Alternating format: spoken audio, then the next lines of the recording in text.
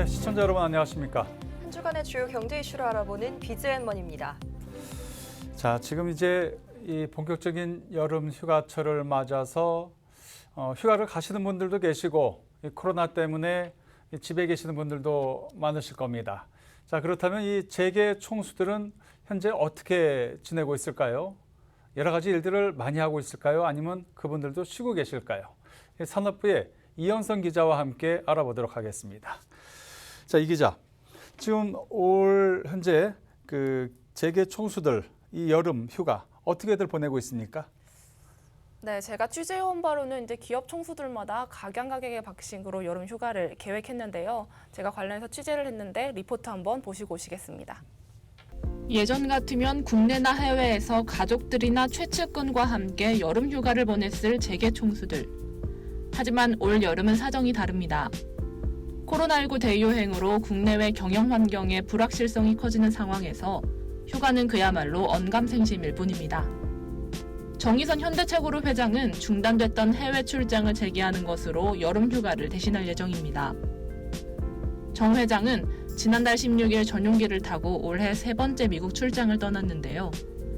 정 회장은 현지에서 일주일가량 머물면서 미국 판매 전략과 투자 계획 등을 점검했습니다. 이후 정 회장은 바로 일본으로 이동해 대한양궁협회장 자격으로 도쿄올림픽에 참석했습니다. 정 회장은 지난 16년간 한국 양궁계를 지원해왔을 정도로 남다른 애착을 갖고 있는데요. 이번 올림픽에서도 양궁 대표팀의 주요 경기를 직접 참관하며 우리 대표팀을 격려했습니다. 최태원 SK그룹 회장도 최근 미국 출장을 다녀왔습니다. 지난 5월 대한상의 회장 자격으로 미국을 방문한 데 이어 약 2달여 만인데요. 최 회장은 SK 워싱턴 지사와 SK 하이닉스 미주 사업장을 방문하고 미국의 대표 싱크탱크인 전략국제문제연구소 관계자 등을 만나는 등 바쁜 일정을 소화했습니다. 귀국 후에는 별도의 휴가 없이 최근 화두로 던진 넷제로, ESG 경영을 위한 구체적인 실행 방안을 마련하는 데 집중할 것으로 전망됩니다. 최근 경영 일선에 복귀한 김승현 하나그룹 회장 역시 자택 등에 머물며 하반기 경영 계획을 가다듬을 예정입니다. 특히 김 회장은 취임 40주년을 맞는 올해 ESG를 경영 화두로 던졌던 만큼 이에 대한 계획 수립에 몰두할 것으로 예상됩니다. 또 박정원 두산그룹 회장과 구자열 LS그룹 회장도 이달 초 조용히 휴식을 취하면서 하반기 경영 구상에 몰두할 것으로 보입니다. 재계 내에서 가장 젊은 총수로 꼽히는 구광모 LG그룹 회장은 최근 여름 휴가를 다녀왔습니다. 이는 조직 관리에서 실용성을 추구하는 구 회장의 경영 철학과도 맞닿아 있는 부분인데요. 실제 구 회장은 평소 임직원들에게 반드시 여름 휴가를 통해 휴식을 취하고 또 건강을 챙길 것을 강조해온 것으로 알려졌습니다. 반면 이재용 삼성전자 부회장은 올 여름도 교도소에 머물러야 할 듯 보입니다. 하지만 최근 정치권과 재계를 중심으로 이 부회장의 사면과 가석방 논의가 활발하게 이루어지고 있는 만큼 여름 복귀 가능성도 없지 않다는 희망 섞인 전망이 나오고 있습니다. 학스경제TV 이영선입니다. 네, 지금 영상 보고 왔는데요. 휴가가 아닌 느낌이네요. 네, 그렇습니다. 대다수 대기업 총수들은 휴가를 반납하고 해외 출장을 떠나는 등 평소보다 바쁜 일정을 소화하는 모습이었습니다. 물론 국내에 머물면서 조용히 휴식을 취하는 총수들도 있긴 했지만요. 휴가 기간에도 포스트 코로나 시대를 대비한 하반기 경영 구상을 가다듬느라 바쁜 시간을 보내는 것은 마찬가지였습니다. 네, 잘 들었습니다. 이영선 기자였습니다. 수고하셨습니다. 네, 계속해서 김홍모 기자의 푸른무릉 시간입니다. 자, 김홍모 기자 스튜디오에 나와 있습니다. 자, 김 기자, 네. 이번 주에는 어떤 차를 탔습니까? 네, 현대차의 네 번째 모델 아반떼 N을 시승하고 왔습니다. 아반떼 N, 그죠? 네. 고성능 모델이죠? 자, 시청자 여러분, 그러면 김홍모 기자가 저기 멀리 인제 스테디움 가서 한번 타고 왔거든요. 화면 보고 계속해서 얘기를 좀 나눠보도록 하겠습니다. 팝콘 배기음이 펑펑 터지는 준준형 세단 아반떼 N을 타봤습니다. 아반떼 N은 앞서 출시한 i30N, 벨로스터 N, 코나 N에 이은 현대차의 네 번째 N 모델로 N 대중화를 위한 포석이라는 평가를 받고 있습니다. 또한 폭발적인 주행 성능을 지향하는 N 모델답게 2.0 터보 플랫파워 엔진에 8단 습식 듀얼 클러치 변속기를 적용해 최고 출력 280마력, 최대 토크 40kg 포스퍼미터의 동력 성능을 갖췄습니다. 제로 빼기 5.3초로 벨로스터 N과 코나인 듀얼 클러치 변속기 적용 차량보다 짧습니다. 외관은 빠르고 강하다는 걸 어필하듯 날카로운 직선의 캐릭터 라인이 측면으로 뻗어져 나오고 하단을 감싸는 스트립과 다큐한 브레이크 칼리퍼의 선명한 빨간색이 고성능 N 모델임을 표현합니다. 또 가죽 소재의 N 모델 시트와 N 전용 기어 노브가 장착된 스티어링 휠은 일상 운전을 넘어 달리기 위해 태어난 차임을 보여줍니다. 아반떼는 현대자동차 최초의 준중형 고성능 세단 모델입니다. 3세대 신규 플랫폼의 장점인 우수한 실내 거주성과 승차감을 잃지 않으면서도 파워트레인, 샤시 및 차체 부품의 강화를 통해 진정한 의미의 고성능 N 캐릭터를 입혀냈는데요.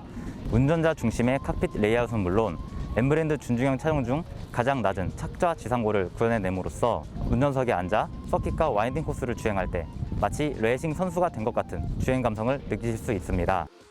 드라이빙 모드가 장착된 차들은 시중에도 많이 있지만 아반떼 N의 드라이빙 모드가 보여주는 퍼포먼스는 여타의 차들과 확연한 차이점을 드러냅니다. 단순히 가속 페달의 응답성 및 바퀴의 구동력의 변화뿐만 아니라 엔진음이 모드마다 변하면서 변속감과 조작감에 풍부함을 더합니다. 이는 기존의 엔진 사운드에 스피커로 출력되는 가상의 엔진 사운드를 더하는 구조로 스포티, 하이 퍼포먼스, TCR의 세 가지 주행 사운드 프리셋을 취향에 따라 커스터마이징할 수 있는 기능입니다. 특히 TCR 설정을 통한 레이싱카 특유의 고음역대 엔진음 구현과 함께 앵그린 시프트 버튼을 눌러 20초 카운트다운의 계기판 디스플레이와 290마력으로 부스터를 당기는 느낌은 아반떼 N에서만 경험할 수 있는 특별한 경험으로 다가옵니다. 앵그린 컨트롤 시스템을 통해 계기판 옆 클러스터를 터치만 해도 스티어링, 서스펜션, 엔진음, 브레이크 압력의 강도 등을 조절해 무료한 출퇴근길을 운전하는 맛에 따라 다른 차를 운전하는 듯한 느낌을 주는 아반떼 N. 일상 주행과 서킷 주행을 모두 할 수 있는 진정한 의미의 투트랙 고성능 차가 시장에서 어떤 선택을 받을지 관심이 큽니다. 팍스 경제TV 김홍모입니다. 김 기자, 이 아반떼라고 하면은 어떻게 보면 이제 사회 초년생들 아니면은 차를 처음 구입하시는 분들 그런 분들이 선택할 만한 차 이렇게 생각이 되거든요. 어떻습니까?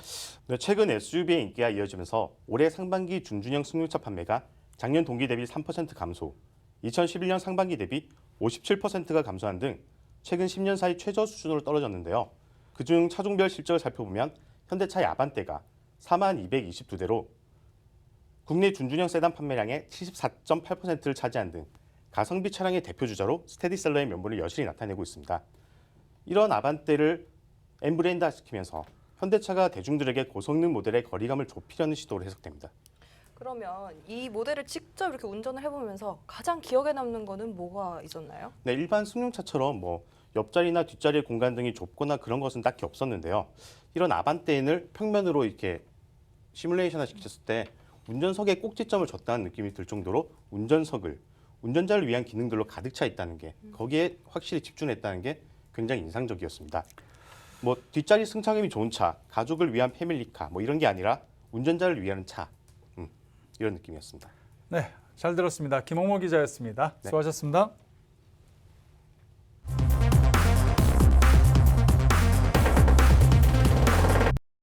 휴림 로봇의 인공지능 로봇 태미가 최근 주목받고 있습니다.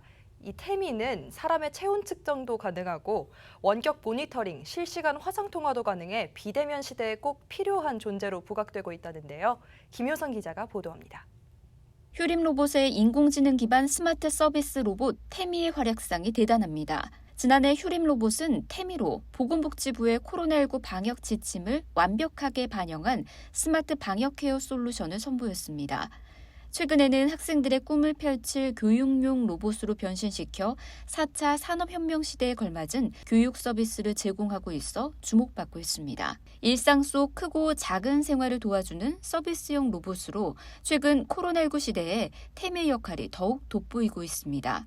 특히 열화상 감지를 통한 건물 내부 출입자의 체온 측정 및 원격 모니터링, 해외 바이어들을 위한 온라인 작품 소개 및 실시간 화상 통화 등은 코로나로 인해 현장 방문이 어렵고 직접적인 의사소통이 어려운 지금 꼭 필요한 존재로 부각되고 있습니다. 기본적으로 방역 요원들의 피로도를 많이 낮출 수 있다라는 점에서 긍정적인 평가를 받았고요. 병원이나 이런 곳에서 고위험 시설에서는 더 긍정적인 반응을 받았습니다. 태미는 또한 비대면 시대에 맞게 텔레프레전스 기능을 활용한 원격 진료 서비스를 일부 수행할 수 있어 격리병동이나 요양시설에서 의료진을 간접적으로 지원하고 환자들에게는 정서 지원 서비스를 제공하고 있습니다. 뿐만 아니라 4차 산업혁명 시대를 맞아 로봇 및 코딩에 관한 교육이 늘어남에 따라 로봇을 통한 교육 프로그램도 지원하고 있습니다. 지금 휴림 로봇은 산업용 로봇을 시작으로 해서 서비스용 로봇까지 계속적으로 확대해 나가고 있습니다. SKT 누구에서 제공하는 서비스들을 태미를 통해서 이용할 수 있고요. 사람이 생활해 나가는 모든 영역에서 서포트할 수 있는 로봇을 개발할 수 있는 회사로 거듭나려고 전 임직원이 노력하고 있습니다. 시대적 요구에 발맞춰 끊임없이 진화하고 있는 휴림 로봇의 태미가 향후 또 어떤 모습으로 우리 앞에 나타날지 주목되고 있습니다. 팍스경제TV 김효선입니다. 요즘 분양 시장에 대한 관심이 높으면서 아파트 청약받기가 정말 힘이 듭니다. 웬만하면 경쟁률이 수십 대 1, 수백 대 1까지 갑니다. 그래서 요즘 주거용 오피스텔로 이렇게 시선을 많이 돌리고 있습니다. 그런데 그 오피스텔의 그 크기가 점점점 커지고 있습니다. 마치 아파트 같아요. 그걸 보고 아파텔이라고 하는데요. 이정헌 기자가 취재했습니다. 올 2분기 수도권 아파트 청약 경쟁률이 크게 오르면서 주거용 오피스텔 시장이 대안으로 떠오르고 있습니다. 한국부동산원 청약홈에 따르면 2분기 수도권 지역에 공급된 아파트 분양 물량은 39개 단지 11,000여 가구로 확인됐습니다. 접수된 청약 건수는 46만 5천여 건으로 1분기에 비해 약 2배가량 높아진 셈입니다. 주거용 오피스텔은 청약 통장이 필요 없어 청약가점이 낮은 수요자들이 보다 쉽게 접근할 수 있습니다.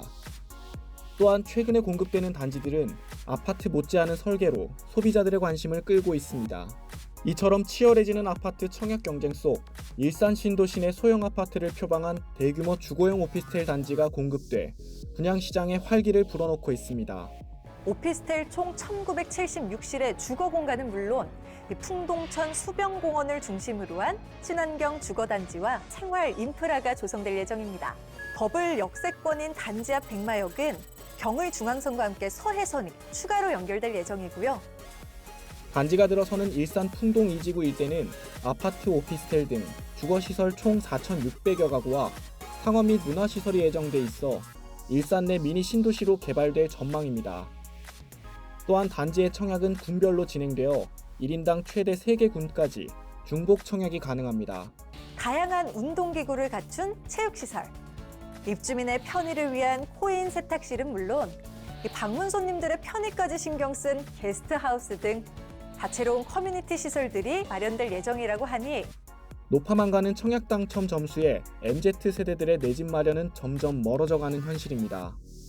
아파트를 닮은 단지 구성과 주거용 오피스텔만의 청약 메리트를 가진 이 단지가 늘어가는 젊은 세대의 주거 수요를 담아갈 수 있을지 주목됩니다.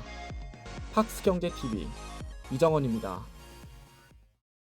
파라다이스 시티가 지난해 코로나19로 운영을 중단했던 시메르와 원더박스를 재개장했습니다.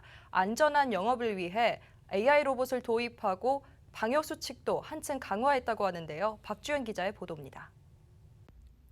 파라다이스 시티가 코로나19로 문을 닫았던 시메르와 원더박스를 1년 만에 재개장하고 위생관리를 위한 방역 강화에 총력을 기울이고 있습니다. 코로나19 영향으로 방역에 어려움이 생기면서 파라다이스 시티는 지난해 7월 시메르와 원더박스의 운영을 중단한 바 있습니다. 하지만 올해 백신 접종의 확대로 여행에 대한 기대감이 높아지면서 국내 여행 수요를 공략해 재개장에 나섰습니다. 이를 위해 AI 로봇을 운영하고 전문적인 바이러스 관리 솔루션을 마련하는 등 안전과 방역을 위한 만반의 준비를 마쳤습니다. 고객들이 보다 안심하고 방문할 수 있는 환경을 조성하는 데 만전을 기할 예정입니다.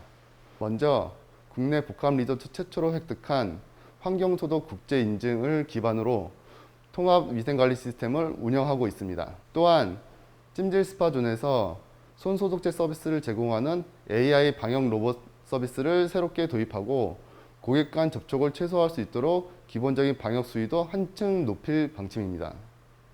우선 파라다이스 시티는 환경소독 국제 인증을 기반으로 통합 위생관리 시스템을 운영합니다. 또 세스코의 바이러스 케어 솔루션을 적용해 라커룸과 레스토랑 등 공용 공간에 공기 살균기 및 비접촉식 손소독기를 설치하고 월 1회 전문가의 첨단 바이러스 살균 서비스를 진행합니다. AI 로봇도 도입했습니다. AI 로봇은 시메르와 2층 찜질 스파존을 스스로 돌아다니며 고객들에게 손소독제 서비스를 제공합니다. 아울러 정부의 사회적 거리두기 규정에 맞춰 동시 수용 인원의 50%로 입장을 제한하고 기본적인 방역 수위도 한층 높였습니다. 시메르는 시설 곳곳을 철저하게 소독 관리하고 탈의실 라커와 샤워장, 파우더룸, 휴게시설 등의 경우 간격을 띄워 배정합니다. 안전한 물놀이를 위해 아쿠아 마스크도 제공합니다. 원더박스는 어트랙션 이용 인원을 50%로 축소해 운영하고 1회 운행 후 소독을 실시합니다. 편안하고 안전한 이용을 위해 방역 수칙을 준수하여 운영 정책을 시행하고 있기 때문에 안심하고 휴식과 물놀이를 즐기실 수 있습니다. 한편 파라다이스 시티는 안전한 영업장 환경 조성을 위해 치유 캠페인도 전개합니다. 이를 위해 방역 위생 관리를 전담하는 HSE 팀을 신설해 호텔 전반에 대한 방역과 위생 점검을 강화하고 코로나 시대에 안전하게 즐길 수 있는 공간이 될 수 있도록 만전을 기한다는 방침입니다. 팍스경제TV 박주연입니다.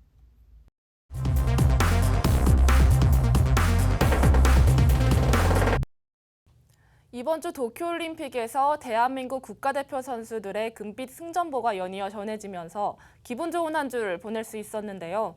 승리의 기운이 전해진 덕분인지 우리 기업들도 화창한 한 주를 보냈습니다. 우선 하나그룹 보시겠습니다. 하나그룹은 맑음입니다. 최근 경영일선에 복귀한 김승현 회장이 8월 1일로 취임 40주년을 맞았습니다.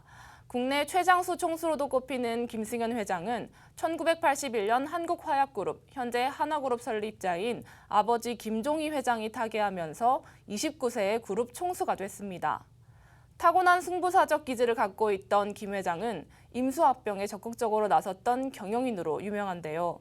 실제 이를 바탕으로 취임 당시 7,500억 원이었던 하나그룹의 총 자산은 이후 200조 원 규모로 늘었고 1조 1,000억 원 정도였던 총 매출은 65조 4천억 원으로 커지며 재계 7위 기업으로 성장했습니다.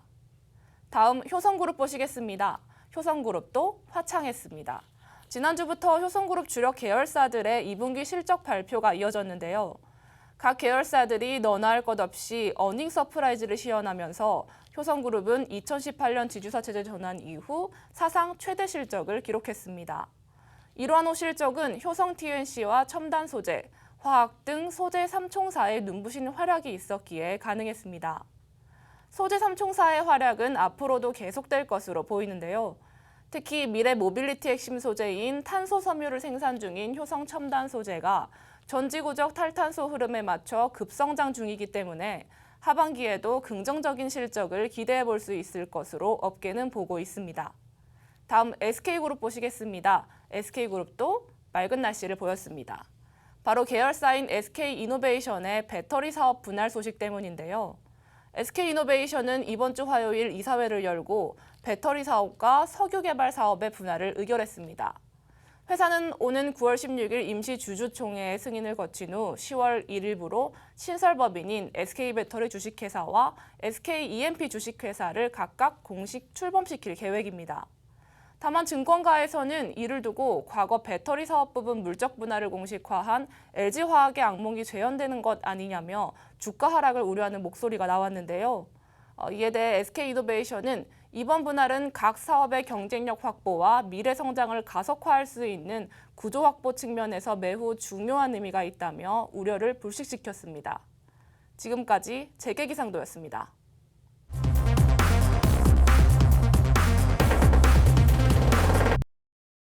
네, 재테크 정보 알아보는 머니머니 시간입니다. 증권금융팀 장민선 기자와 함께하겠습니다. 이번 주에는 개인 종합자산관리 계좌 알아본다고요? 네, 개인 종합자산관리 계좌 흔히 ISA라고 불리는데요. 예금, 적금, 펀드 등 다양한 금융상품을 한 계좌에 넣어 관리할 수 있는 서비스입니다. 운용을 맡기는 일임형과 이제 개인이 상품을 선택하는 신탁형 및 중개형으로 구분됩니다. 이 ISA 많이 들어본 것 같기도 한데 조금 쉬운 부분은 아닌 것 같은데 일단 일단 이 세금 부분에 있어서 어떤 혜택이 있습니까? 네, 그렇습니다. 정부가 오는 2023년부터 이제 5천만 원을 넘는 금융투자 소득에 대해 20%의 세금을 부과하기로 했는데요. 하지만 ISA를 통해서 국내 상장 주식을 팔거나 국내 공모주식형 펀드를 환매해 발생한 금융투자 소득에 대해서는 세금을 면제하기로 했습니다. 한번 예를 들어보면요. 예. 주식 투자로 1억 원을 벌었다면 기본 공제액 5천만 원을 뺀 나머지 5천만 원에 대해 지방세를 포함한 22%, 즉 1,100만 원을 세금으로 내야 하는데요. ISA를 통하면 세금이 0원이 됩니다. 네, 올해 초에 국내 상장 주식에도 투자할 수 있는 이 중개형 ISA가 이제 출시되면서 증권사 ISA 가입자가 굉장히 많아졌잖아요. 그렇다면 이제 일종의 어느 증권사에서 계좌를 개설하는 게 유리하다, 뭐 이런 팁이 따로 있을까요? 네, 먼저 ISA는 모든 금융권을 통틀어 한 곳에서만 계좌 개설을 할 수 있다는 점을 주의하셔야 합니다. 현재 증권사들이 진행하고 있는 이벤트를 잘 살펴보시는 것도 도움이 될 것 같은데요. 만약 공모주에 대한 투자에 관심이 많은 투자자라면 KB증권이 좋은 선택이 될 수 있습니다. 현재 KB증권은 중개형 ISA 계좌를 개설하고 잔고를 2천만 원 이상 유지한 고객에게 평생 공모주 청약 한도를 200%로 제공하는 서비스를 제공하고 있습니다. 중개형 ISA의 상장 지수 펀드 ETF를 담는 것을 계획하고 있다면 미래에셋증권과 KB증권이 관련 이벤트를 진행하고 있어서 이들 증권사를 선택해 보시는 것도 좋을 것 같습니다. 아무튼 간에 이 투자자들은 발품을 많이 팔아야 될 것 같아요. 그렇습니다. 예, 조금이라도 더 많은 혜택을 보기 위해서 그중에서 저는 이 세제 혜택, 요즘 부동산이다 증권이다 이 세금 때문에 가장 큰 문제가 있는데 거기서 조금은 해방될 수 있는 그런 부분이 아닐까 이런 생각이 듭니다. 예, 장민선 기자였습니다. 이상으로 비즈할머니를 마칩니다. 네, 다음 주에도 우리 기자들이 발로 뛰는 생생한 현장의 모습을 우리 시청자 여러분께 전해드리도록 하겠습니다. 고맙습니다.